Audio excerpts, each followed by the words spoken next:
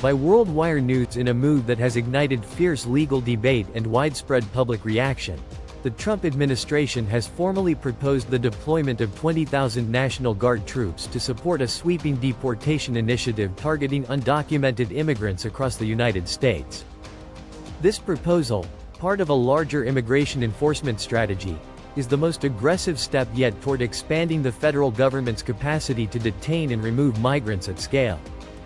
While proponents argue it is necessary to restore immigration order, legal scholars, civil rights advocates, and several state governors warn that the plan could blur the lines between military operations and domestic law enforcement, with far-reaching implications for constitutional protections and civil liberties. The proposal, National Guard as Immigration Reinforcers. The Department of Homeland Security, DHS, submitted the request to the Department of Defense, seeking approval for up to 20,000 National Guard troops to assist Immigration and Customs Enforcement, ICE, in logistical roles. These troops would not directly arrest or detain migrants, but would provide operational support, such as managing detention infrastructure, transportation, and surveillance coordination. By utilizing the National Guard under Title 32 of the U.S. Code, the administration hopes to bypass legal barriers that prohibit the use of active-duty military forces for civilian law enforcement. Under Title 32, Guard troops remain under state control but are federally funded, meaning state governors must approve their deployment. This sets up a potential legal battleground, as governors from states like California, New York, and Illinois have already signaled their opposition, while others in Texas, Florida, and Arizona appear more supportive.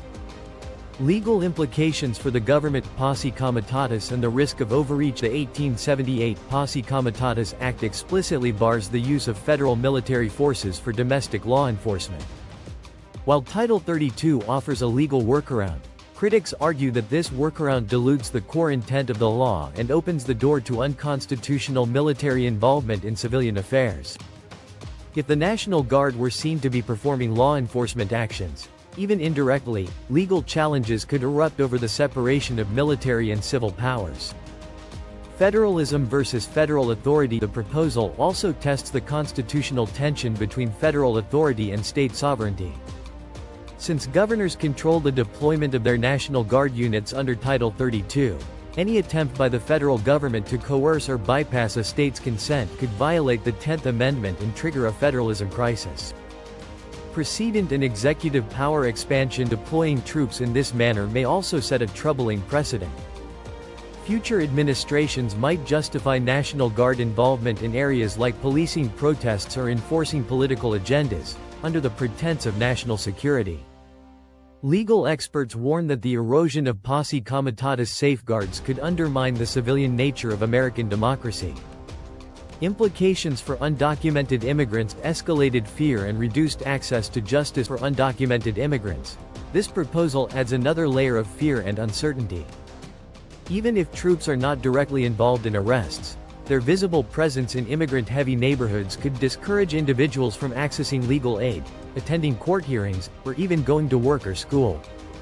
The chilling effect could be profound.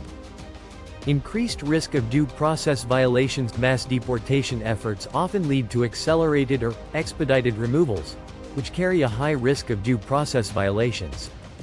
Individuals may be deported without a fair hearing or access to legal representation, particularly if legal infrastructure is overwhelmed by increased enforcement. Past immigration sweeps have shown that U.S. citizens and legal residents have sometimes been mistakenly detained or removed. Civil rights challenges. Likely civil liberties groups, including the ACLU and Human Rights First, have indicated they will challenge the proposal if implemented. They argue that military involvement, no matter how indirect, in immigration matters could lead to racial profiling, unlawful detentions, and constitutional breaches, especially under the Equal Protection Clause. Broader political and social impact. The optics of deploying military forces, uniformed and armed, to support domestic immigration enforcement has alarmed international observers and domestic human rights organizations. Critics argue that such a move resembles authoritarian tactics, particularly when targeting a vulnerable population already marginalized in political discourse. Meanwhile, the administration defends the proposal as a necessary response to what it calls a crisis of lawlessness at the border and within U.S. communities. President Trump has framed the initiative as part of his broader, America First, vision, promising swift action against undocumented migration if re-elected. Conclusion. A test of law, leadership, and liberty. This proposed deployment of the National Guard for deportation efforts is not just a tactical maneuver, it is a constitutional stress test. It challenges the boundaries of executive power, the limits of military involvement in civil society, and the nation's commitment to due process and human rights. The courts will likely be the ultimate arbiters in determining the legality of such measures. And once again, the judiciary may be called upon to fulfill its enduring role as the protector of civil liberties, the last hope of the common man in times of legal uncertainty. As the legal and political battles unfold, one thing remains clear. America's immigration future will not be decided solely by policy, but by how well it upholds the principles of its Constitution in moments of crisis. Reflection prompt. Should the military ever be involved in civilian immigration enforcement? Where should we draw the line between national security and civil rights? Stay informed with more high-value reporting at WorldWire News. Subscribe for real-time updates on law, politics, and human rights.